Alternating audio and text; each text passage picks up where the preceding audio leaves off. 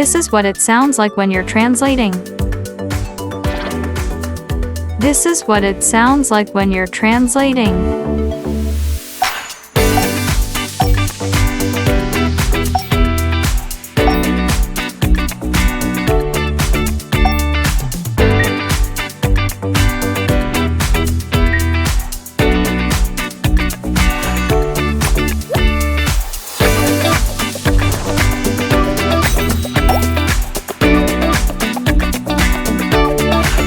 Excuse me, is there a traditional Spanish restaurant nearby? Disculpe, ¿hay algún restaurante español tradicional cerca?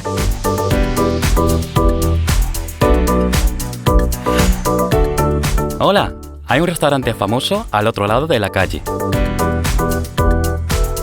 Hello, there's a famous restaurant on the other side of the street.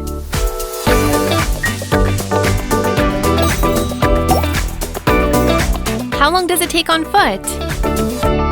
¿Cuánto se tarda a pie? Unos 5 minutos.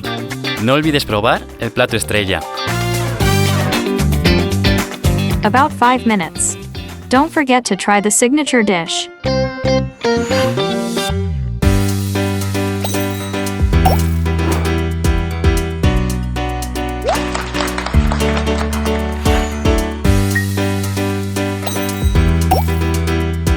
Thank you for your help.